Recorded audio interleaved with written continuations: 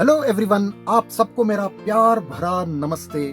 वैभव Pandey spiritual point की इस episode में आपका स्वागत है। दोस्तों, ये सब हम क्यों कर रहे हैं?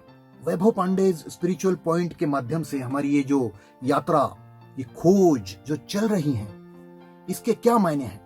ये एक्चुअली हम किस दिशा में जा रहे हैं, हमारी मेथड क्या है, ये इसके ऊपर हम आज थोड़ा सा चिंतन करने वाले हैं। क्योंकि हम 16 एपिसोड्स कर चुके हैं, तो इसका निचोड़ जिसे हम कहेंगे कि हम किस दिशा में जा रहे हैं, क्या कर रहे हैं, क्या इंटेंशन है, हमारा उद्देश्य क्या है, इसका एक थोड़ा सा रिवीजन होना बहुत जरूरी है। नहीं तो वो जो फिल्म का डायलॉग है ना, भाई अरे भाई आखिर कहना क्या चाहते हो, तो वो इस तरह की बात नहीं होनी चाहिए। तो इसलिए थोड़ा सा हम रिकैप करते हैं कि हम ये क्यों कर रहे हैं और किस लिए कर रहे हैं। देखिए दोस्तों, हमारी मेथड सबसे पहले जानना जरूरी है कि हमारी राह क्या है, कौन सी है, कैसे हम जा रहे हैं, कि हम एक्चुअली किस तरह से ये खोज कर रहे हैं।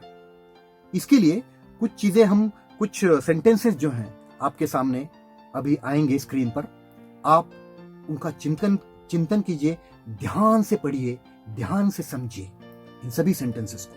वैभव पांडे स्पिरिचुअल पॉइंट में हम क्या करना चाहते हैं? I want you to understand the question without looking for an answer for it. I want you to understand the problem without looking for a solution for it. हमारे मन में जो भी प्रश्न होते हैं, जो भी हमारी समस्याएं होती हैं, उनको ठीक से समझना है हमें। हम ये चाहते हैं कि उनको हम ठीक से समझें, प्रश्न को, समस्याओं को ध्यान से पढ़ें, ठीक से समझें। I want you to understand pleasure before you indulge in it, और before you try to renounce it.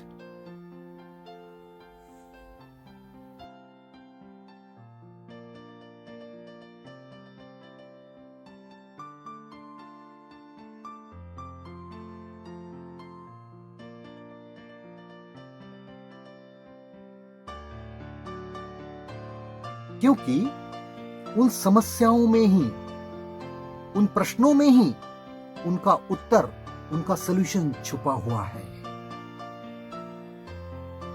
In understanding the question lies the answer. In understanding the problem lies it's solution.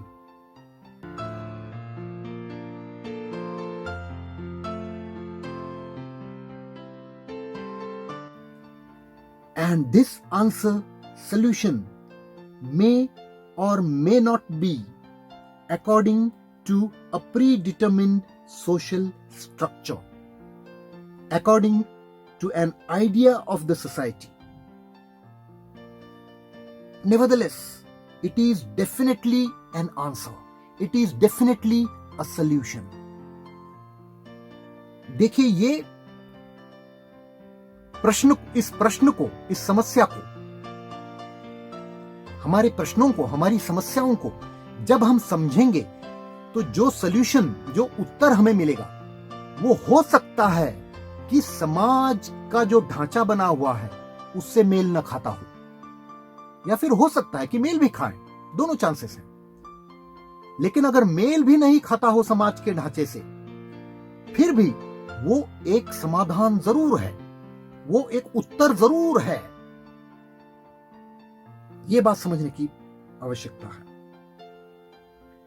When you understand the question at its fundamental level, the question may still remain. अब ये देखिए, ये बात बहुत जरूरी है। जब आप प्रश्न को ठीक से समझेंगे, समस्या को ठीक से समझेंगे, उसके तह तक जाकर, तो हो सकता है कि ये प्रश्न फिर भी रहे, वैसा ही रहे प्रश्न, लेकिन बहुत जरूरी है। The question loses it's relevance. इसको समझिए ठीक से।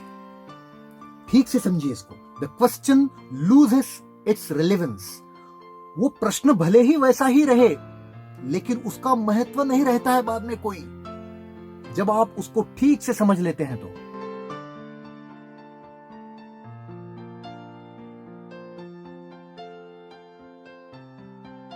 मुझे आशा है कि जो भी वाक्य आपने देखे हैं उस पर आपने चिंतन किया है, थोड़ा सा समझने का प्रयास किया है। देखिए, संक्षेप में कहूं तो प्रश्न जो है, समस्या जो है, उसकी तह तक जाने के बाद जब हम उसको समझते हैं तो वो जरूर सॉल्व हो जाती है, हमें उत्तर मिल जाता है। लेकिन जरूरी नहीं है कि ये उत्तर, ये सोल्यूशन जो है, ये समाधान जो है, वो समाज के हिसाब से हो, समाज जो कहता है उसके हिसाब से हो सकता है कि उससे वो मेल न खाता, लेकिन ये बात तो तय है 100% कि वो उत्तर ही है, वो एक समाधान ही है। और ये समाधान मिलने के बाद हो सकता है कि वो प्रश्न जो है, वो समस्या जो है, वो एक स्तर पर फिर भी बची हुई है वो जिंदा है वो समस्या फिर भी। इसका मैं उदाहरण देता हुआ, ये कैसे हो सकता है। देखिए, आप लोगों ने कैंडल्स देखी हैं, मोमबत्तियां। अब आप ऐसी कल्पना कीजिए कि बहुत अंधेरा है, बिल्कुल डार्क है, पूरी तरह से पूरा अंधेरा है, घना अंधेरा है, कुछ नहीं दिख सकता। और ऐसे घने अंधेरे में अगर कुछ 10-15 कैंडल्स लगी हुई हैं, मोमबत्तियां जल रही है मोमबत्तियां, तो उनका बहुत महत्व होता है। एक मोमबत्ती यहां है, दूसरी वहां है, तीसरी वहां है, तो उन मोमबत्तियों की वजह से सब कुछ दिख रहा है। इसलिए कैंडल्स का बहुत बड़ा महत्व है, वहां पर रिलेवेंस है कैंडल्स का, बिकॉज देयर इज डार्कनेस।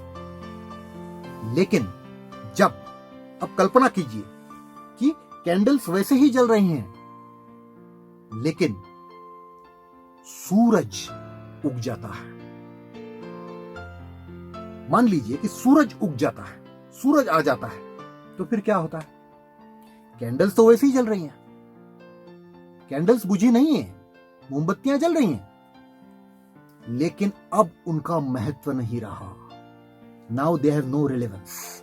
जब सूरज उग जाता है तो कैंडल्स का रिलेवेंस नहीं रहता है, कोई महत्व नहीं रहता है, भले ही वो वैसे ही जल रही है। तो हमारे सभी प्रश्नों के साथ यही होता है, हमारी सारी समस्याओं के साथ यही होता है, कैंडल्स की तरह। सूरज उगने के बाद भले ही वो समस्याएं जो हैं, प्रश्न जो हैं, वो वैसे ही रहे, लेकिन कुछ महत्व नहीं रहता है उनका, क्योंकि हमारे साथ कुछ और चीज आई है। तो जब हम प्रश्न का उत्तर उसके तह तक जाकर ढूंढते हैं, जब हम समस्या का समाधान उसकी जड़ तक, उसकी तह तक जाकर ढूंढते हैं, तो ये बात जो है वो इस सूरज के उगने की तरह है कि सूरज उग गया है। अब कैंडल्स का कोई महत्व नहीं है, भले ही वो प्रश्न वैसे ही है, भले ही वो समस्या वैसी है।